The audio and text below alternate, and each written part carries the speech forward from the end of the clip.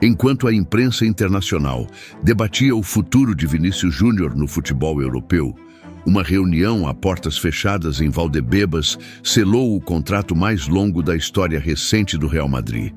O anúncio da renovação até 2032 pareceu apenas uma conquista financeira, mas o que poucos perceberam foi a data exata da assinatura. Florentino Pérez não estava apenas garantindo um atacante em campo.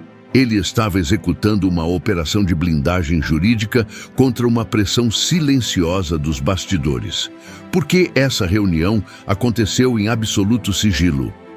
Antes de avançarmos, já se inscreva no canal e diga nos comentários de onde você está assistindo.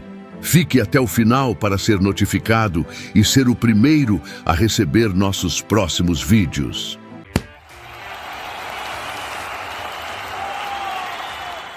Para compreender a verdadeira dimensão do que aconteceu no centro de treinamento do Real Madrid, precisamos voltar aos detalhes de uma negociação que pegou os bastidores do futebol europeu de surpresa.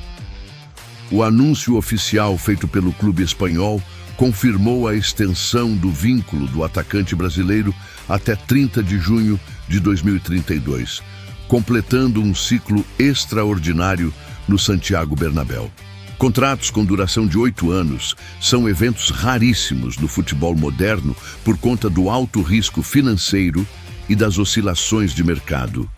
O que teria levado a diretoria merengue a tomar uma atitude tão drástica, definitiva e incomum neste momento exato da temporada?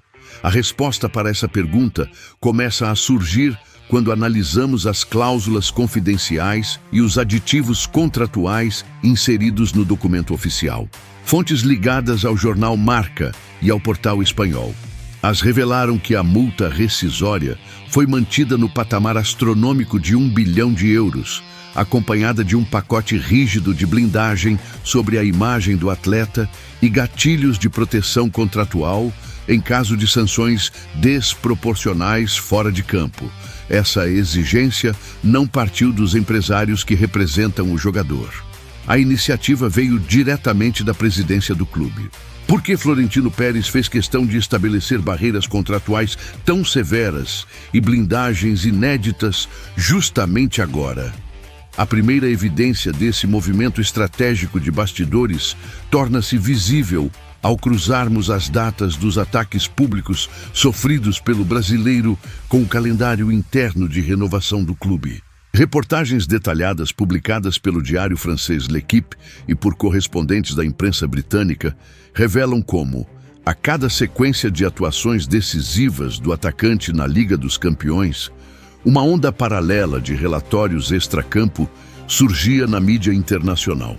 Não se tratava de uma simples análise esportiva de desempenho ou tática de jogo. Havia um movimento contínuo focado em rotular o comportamento do atleta, questionar sua postura diante dos adversários e alimentar um clima de constante instabilidade. Seria essa sequência diária de matérias negativas apenas uma infeliz coincidência jornalística ou o reflexo direto de um projeto desenhado para desestabilizar o jogador em momentos cruciais? A investigação sobre esses bastidores revela que as publicações de imprensa intensificavam-se estrategicamente em janelas de transferências e semanas de decisões europeias. Enquanto portais espanhóis como o El País documentavam o crescimento avassalador do camisa 7 como uma marca de impacto global, pressões indiretas tentavam criar um ambiente de desgaste interno no vestiário do Real Madrid e levantar suspeitas sobre sua relação com a comissão técnica. Essa dinâmica atingiu o seu pico de tensão quando propostas astronômicas vindas do futebol do Oriente Médio começaram a ser vazadas e especuladas com insistência pela imprensa internacional.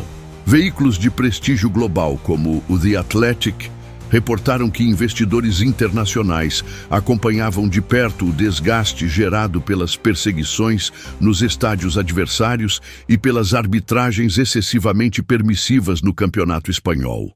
A intenção de fundo era cristalina para quem sabe ler os bastidores, usar o desgaste emocional e a pressão midiática diária para convencer o jovem astro de que seu tempo e seu ciclo na Europa haviam chegado ao fim. Quem realmente se beneficiaria com a saída do principal nome do Real Madrid do cenário europeu? É aqui que surge a segunda peça fundamental dessa complexa engrenagem geopolítica do esporte. O Real Madrid percebeu rapidamente que as críticas e sanções que o jogador recebia não eram direcionadas apenas ao seu futebol irreverente dentro de campo, mas sim à sua postura firme e inflexível contra o sistema de poder estabelecido. Ao se recusar veementemente a recuar ou se calar diante de episódios de hostilidade e preconceito, o brasileiro tornou-se uma figura incômoda para entidades, patrocinadores e organizadores de torneios que preferiam manter as aparências e o status quo. Como desarticular um atleta de elite que se recusa categoricamente a ser silenciado dentro e fora das quatro linhas? A estratégia traçada pela diretoria espanhola funcionou como um contra-ataque de mestre no xadrez dos bastidores. Documentos divulgados pela emissora Cadena SER apontam que a alta cúpula do Real Madrid mapeou detalhadamente a origem das campanhas de desgaste e identificou um padrão claro de atuação repetitiva em datas específicas. Em resposta imediata, Florentino Pérez decidiu fechar totalmente as portas para qualquer tentativa de assédio financeiro internacional ou pressão política. A assinatura do contrato válido até 2032 enviou uma mensagem direta e inequívoca a todo o mercado do futebol. O jogador tornou-se uma instituição intocável e uma prioridade absoluta dentro do clube. O impacto dessa decisão institucional ecoou imediatamente pelos corredores e escritórios das grandes entidades esportivas globais. Ao garantir a permanência de seu principal ativo por 8 temporadas consecutivas, com valores inalcançáveis, o clube espanhol neutralizou de forma definitiva o poder de barganha de agentes, intermediários e rivais que tentavam explorar o ambiente hostil em favor de seus próprios interesses. Mas até que ponto essa blindagem contratual histórica é capaz de conter as pressões e decisões controversas que acontecem dentro do gramado a cada rodada?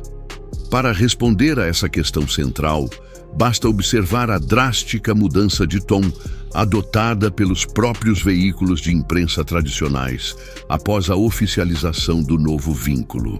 Reportagens investigativas do jornal alemão Bild e da rede internacional Sky Sports destacaram que a estabilidade contratual de longo prazo retirou todo o poder de barganha e pressão dos críticos externos. O atleta deixou instantaneamente de ser visto como um jogador negociável ou vulnerável a especulações de mercado e passou a ocupar o posto de pilar central, inegociável e definitivo do projeto esportivo do Real Madrid para toda a próxima década. Quando analisamos os dados e estatísticas oficiais transmitidos pelas transmissões de televisão, o contraste entre a narrativa criada e a realidade fica ainda mais evidente. Enquanto programas esportivos de debate tentavam alimentar controvérsias e criar narrativas de indisciplina, relatórios estatísticos da própria UEFA comprovavam que Vinícius Júnior era o atleta que mais sofria faltas, paralisações e entradas violentas em todo o continente europeu. O tradicional diário italiano Gazzetta dello Sport chegou a publicar uma análise minuciosa, mostrando que a média de advertências aplicadas aos defensores que o marcavam era significativamente inferior à média geral do torneio. Qual é a justificativa técnica para que a proteção da regra do jogo diminua justamente sobre o jogador mais criativo do espetáculo? Essa visível disparidade no tratamento dentro do gramado só reforçou a convicção de Florentino Pérez de que era preciso agir no mais alto nível institucional.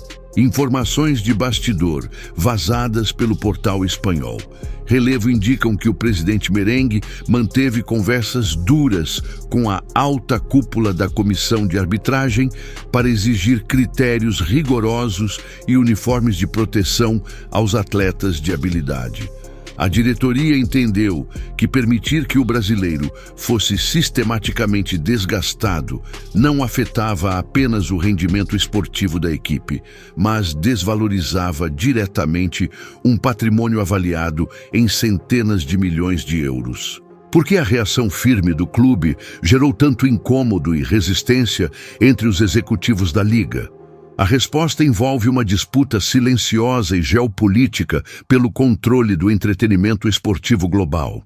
À medida que o atacante se consolidava como o rosto principal de marcas multinacionais e a liderança de campanhas globais anti-racismo, sua figura e sua voz extrapolaram em definitivo os limites do campo de jogo. O diário britânico The Guardian ressaltou que a postura autônoma do camisa 7 passou a incomodar estruturas esportivas que, historicamente, preferiam atletas calados e moldados por assessorias tradicionais. Quando um jogador assume o controle de sua própria voz e exige transformações reais no esporte, o sistema reage tentando reduzir seu impacto e sua relevância dentro do gramado. Contudo, a história ganha contornos ainda mais profundos e intrigantes quando analisamos a relação do atacante com a seleção brasileira e com a gestão da Confederação Brasileira de Futebol. Enquanto o Real Madrid construía uma verdadeira fortaleza jurídica para proteger sua estrela no continente europeu, o cenário no futebol brasileiro apresentava um contraste doloroso e gritante. A cobertura jornalística de portais como o Globo Esporte e o UOL Esporte revelou ao longo dos últimos anos uma sucessão interminável de crises políticas, trocas constantes de comando técnico e instabilidade crônica na gestão da seleção. Enquanto o gigante europeu blindava o atleta contra todos os fatores externos e construía um ambiente de apoio total, a seleção brasileira parecia expor seus principais nomes a um ambiente de cobrança desproporcional, críticas pesadas e desorganização tática crônica. Porque um jogador que ostenta números espetaculares, títulos de Champions League e protagonismo na Europa, enfrenta cenários tão adversos e análises tão severas quando veste a camisa amarela? A resposta para esse enigma reside na diferença brutal entre uma estrutura profissional que protege seus protagonistas e um sistema ultrapassado que utiliza os atletas como escudo para encobrir suas próprias falhas administrativas e políticas. A imprensa esportiva internacional, através de análises de colunistas do Diário AS, ressaltou por diversas vezes como o atacante precisou aprender a jogar sob duas realidades completamente distintas. Em Madrid, respaldado por uma diretoria poderosa que desafia o poder estabelecido. No Brasil, sob o peso de uma cobrança histórica que muitas vezes ignora os profundos problemas estruturais fora de campo. O que as apurações mais recentes de veículos jornalísticos de ponta revelam é a existência de um plano contínuo e abrangente do Real Madrid para blindar também a preparação física, psicológica e nutricional do atleta para os próximos anos de sua carreira. A emissora estatal espanhola TVE informou que uma equipe exclusiva e altamente especializada de profissionais foi destacada para monitorar a rotina de recuperação do jogador, reduzindo os riscos de lesão e preservando o atleta nos momentos de maior desgaste e tensão da temporada europeia. O objetivo do clube não é apenas empilhar taças no Santiago Bernabéu, mas garantir que sua principal estrela atinja o topo absoluto do futebol mundial com saúde e vigor inabaláveis. Até que ponto essa intensa guerra de bastidores influenciará o resultado final e as votações dos próximos grandes prêmios individuais da FIFA e da Bola de Ouro? As informações que chegam dos bastidores mostram com clareza que a batalha pela opinião pública e pelo controle das narrativas no esporte está longe de terminar. Mas a assinatura do contrato de 2032 e os prazos estabelecidos mostram que o Real Madrid tomou sua posição de forma definitiva e irreversível. O xadrez de bastidores continua sendo jogado com intensidade a cada rodada, e cada movimento dentro do gramado carrega o peso invisível de decisões estratégicas tomadas em salas fechadas. O que os fatos reais e documentados provam para quem analisa o futebol com profundidade é que o atleta nunca esteve no centro de uma discussão puramente técnica ou tática. O desempenho individual do brasileiro, comprovado por gols decisivos em finais de Liga dos Campeões, títulos mundiais e a indicação ao prêmio The Best da FIFA, fala por si só e não deixa margem para dúvidas. O que estava e continua em jogo nos bastidores é uma disputa feroz pelo controle da narrativa e pelo impacto cultural extraordinário que um atleta jovem, talentoso e autêntico exerce em escala global. Qual é o limite para um jogador de futebol que decide enfrentar estruturas centenárias e consolidadas sem jamais baixar a cabeça? A renovação histórica selada até 2032 não representa apenas números contratuais impressionantes, salários bilionários ou cláusulas rescisórias recordes.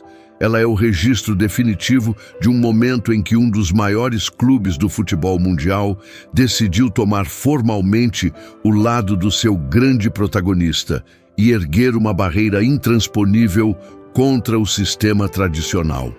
O contrato assinado no Centro de Treinamento de Valdebebas provou que, no futebol profissional do mais alto nível, a verdade dos bastidores é infinitamente mais profunda, estratégica e impactante do que aquilo que é mostrado nos 90 minutos de uma transmissão de televisão. Diante de todos esses fatos documentados, fontes e evidências de bastidor, a dúvida que resta para o torcedor é inevitável. Você acredita que as críticas diárias e a pressão intensa sofrida por Vinícius Júnior são apenas consequências naturais da exigência do futebol de elite? Ou existe um movimento coordenado nos bastidores para tentar conter a voz e o impacto do craque brasileiro na Europa? A verdade está escrita nas entrelinhas dos contratos e nas decisões que são tomadas longe dos holofotes. Deixe a sua opinião sincera nos comentários abaixo. Inscreva-se no canal para não perder nenhuma das nossas análises de bastidores e compartilhe este vídeo com quem precisa saber o que realmente acontece no futebol.